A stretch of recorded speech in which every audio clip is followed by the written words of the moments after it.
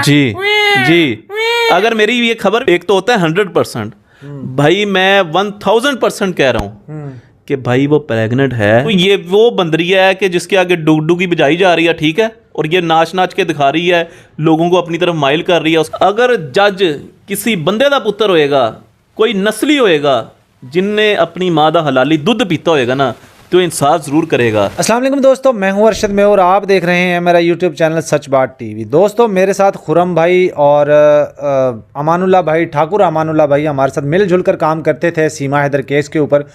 कुछ अरसे पहले इनका थोड़ा सा मामला ये था कि इन्होंने देखा कि केस के अंदर शायद कोई डेवलपमेंट नहीं हो रही है, तो उस हवाले से ये दिल बर्दाश्ता होकर इस केस को छोड़कर चले गए थे। लेकिन यूट्यूब पे स्टिल थे और कंटेंट लेकर चल रहे थे। आज जब हैदर भाई को वीज़ा मिलने वाला है और हैदर भाई जब यहाँ पाकिस्तान में आए थे, लाहौर में आए थे, हमारे घर आए थे, उस वक्त भी खुरम भाई और ठाकुर भाई दोनों हम मेरे साथ मौजूद थे। हमने उनके साथ वीडियो वगैरह शूट की और डिफरेंट प्लेसेस पे हम उनको लेकर गए। तो दोबारा से ठाकुर भाई जो है इन हो चुके हैं इस केस के अंदर और बहुत बड़ी बड़ी इनके पास अपडेट्स भी मौजूद हैं। तो इनसे जानने की कोशिश करते हैं अब जो हैदर भाई को वीज़ा मिलने वाला है, तो अब ये क्या सोचते हैं, कब जो है वीज़ा मिलेगा, कब तक वो जाएंगे, वो सारी चीज़ें केस के हवाले से। अस्सलाम वालेकुम। वालेकुम सलाम जी। अच्छा ठाकुर भाई, पहले तो वेलकम है आपका दोबारा से इस केस के अंदर। बिल्कुल जी अरशद भाई, बहुत शुक्रिया आपका। जब तक मुझे जाके एहसास हुआ कि केस जो है ये ख़त्म होने वाला नहीं है और सब अपनी अपनी दुकानदारी चमका के बैठे हुए, तो मैं पीछे हो गया था। अब मुझे जब इंफॉर्मेशंस मिली हैं, मुझे कुछ डिटेल्स मिली हैं, तो मैं फिर से आ गया हूँ इस केस के अंदर। मुझे पता चल रहा है कि अब ये केस जो है वो बहुत जल्द हल हो जाएगा, किसी मुद्दे की तरफ जा रहा है, कोने से लगने जा रहा है, ख़त्म होने जा रहा है। अच्छा ठाकुर भाई, आपने कुछ अर्सा पहले एक एमएलए को एक्सपोज किया था, उसके बारे में याद है? आप बताइएगा दोबारा हमारे नाजरीन को। बिल्कुल जी अरशद साहब, वो मेरे बड़े बावसूख ज़राए थे और मैं, आपको पता है कि जो बात करता रहा हूँ वो पूरी ऑथेंटिक तरीके से अपने ज़राए से तस्दीक होने के बाद करता रहा हूँ। मैंने जब वो शर्मा साहब का नाम लिया था तो क्या हुआ, वही एक हफ्ते बाद शर्मा साहब निकल के सामने आ गए। और अभी ये आपकी इसी वीडियो में मैं ऐसी खबरें लीक करने जा रहा हूँ कि जो लोग इंतज़ार कर रहे हैं पिछले 1 साल से, वो भी आपको मैं इस इंटरव्यू के लास्ट में बताऊंगा। आपने एक स्टेप भी मिस नहीं करना। मैं आपको ये भी बताने जा रहा हूँ कि हैदर कब जाके इंडिया में दाखिल होने जा रहा है। अच्छा, आपने वर्मा का जो वो एक्सपोज किया, उसके बाद एक और एमएलए निकल कर आया, जितेंद्र सिंह, वो वहाँ का एमएलए जो नोएडा का एमएलए, वो निकल कर आया, और भी उसके साथ बहुत से नाम जुड़े होंगे, जाहिर अकेला तो नहीं हो सकता। उसकी डिटेल भी मैंने आपको 1 हफ्ते पहले बता दी थी। हाँ, सीक्रेट कोड में आपने बताया था। तो भाई हमारे पास भी बड़े बावसूख ज़राए हैं और हम जो बात करते हैं उसे कोई रद्द नहीं कर सकता। अच्छा, अभी किस तरह देखते हैं आपको इस केस को? अब लगता है आपको बच्चे वापस आएंगे? कब तक आएंगे? हैदर कब वीज़ा कब तक वो मिल जाएगा? चला जाए। देखें अरशद भाई, ये तो अब इंडिया की अदालतों पे डिपेंड करता है।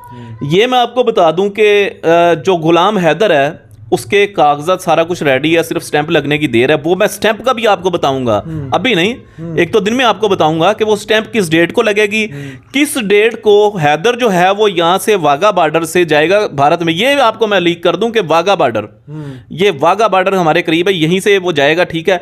अच्छा, दूसरी बात ये कि अब इस केस की आप कह रहे हैं कि क्या बच्चे वापस मिल पाएंगे, क्या सीमा वापस आएगी? देखें, हैदर को सीमा से कोई सरोकार नहीं है। सीमा वापस आए ना आए, भाड़ में जाए। लेकिन जो बच्चे हैं, अब ये इंडियन अदालतें क्या इंसाफ करती हैं, इंडियन अदालतें क्या इंसाफ करती हैं, उसके सर के ऊपर वो जो है, उस वजह से उसे बच्चे मिलेंगे। अगर तो वहाँ पे इसके साथ इंसाफ ना हुआ तो आपको पता है, आप ये चाहे कुछ जोर भी लगा ले, कुछ भी नहीं कर सकता। लेकिन इसके केस में दम है, गुलाम हैदर के केस में दम है। मुझे ये लगता है कि 80% चांसेस हैं, 80 नहीं बल्कि 80 to 90% चांसेस हैं कि गुलाम हैदर जो है वो अपने बच्चे वापस लेके आ सकता है। देखें ना उन बच्चों के साथ वहाँ पे क्या हो रहा है, किसी से ढका छुपा तो है नहीं।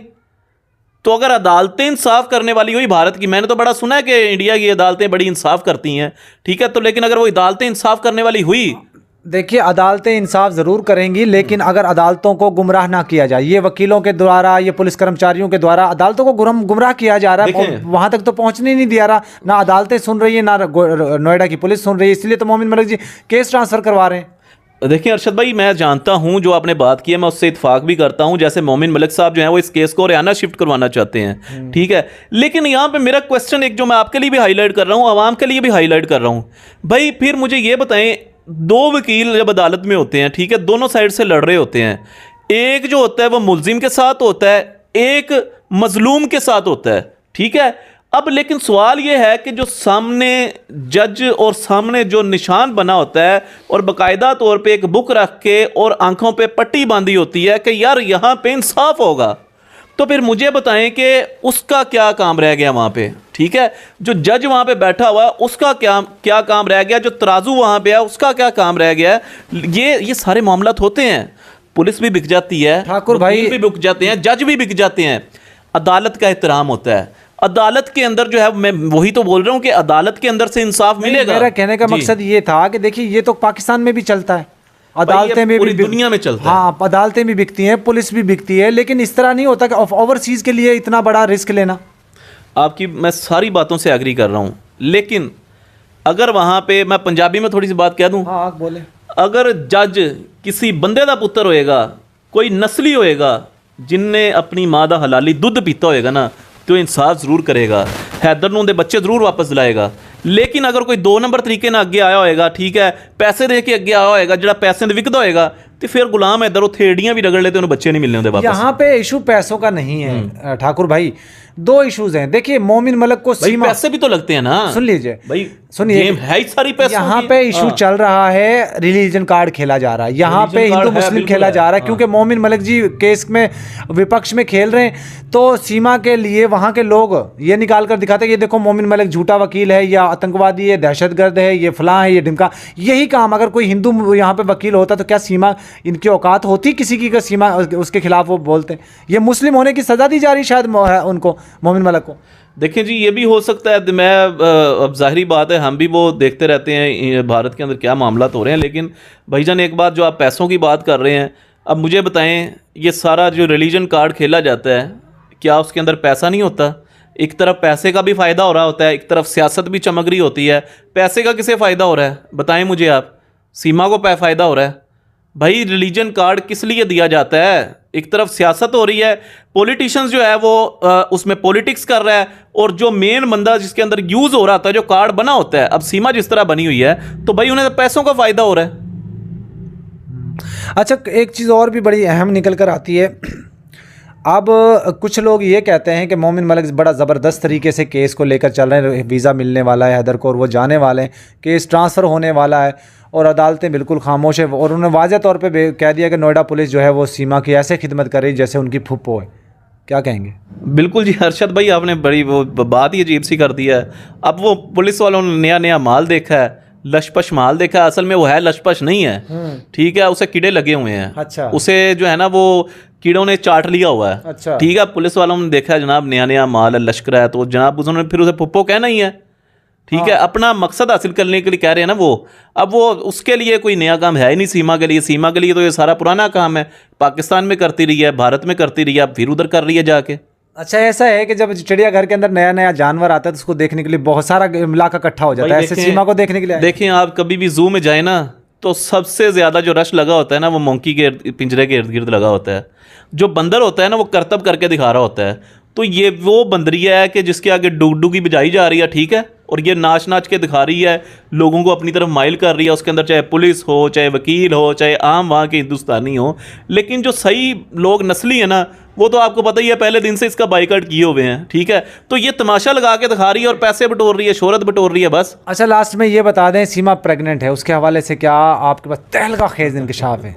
यार ये तो जो आपने सवाल कर दिया है ना अरशद साहब, इसका मैं आपको, एक तो होता है 100%, भाई मैं 1000% कह रहा हूँ कि भाई वो प्रेग्नेंट है, और ये मैं अपने बड़े बावसूख ज़राए से कह रहा हूँ कि वो प्रेग्नेंट है, और आने वाले दिनों में जी जी, अगर मेरी ये खबर भी गलत होगी ना, तो आप फिर मुझसे दोबारा सवाल कर सकते हैं। बिल्कुल दोस्तों, यही खबर हम आपको देते थे कि वो प्रेग्नेंट है। लोग अभी भी कह रहे हैं वो तकिया बांधती है, करती है। बहरहाल सब लोगों के सामने आ जाएगा, चंद दिन की बात है। एक और सवाल है, अब ये भी आप पूछ सकते थे कि प्रेग्नेंट किसकी वजह से है।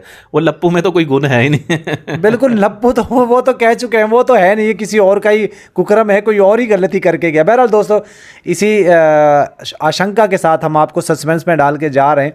अगली वीडियो बड़ी ज़बरदस्त होने वाली है, उस वीडियो में खुलासे, बड़े बड़े खुलासे होंगे दोस्तों।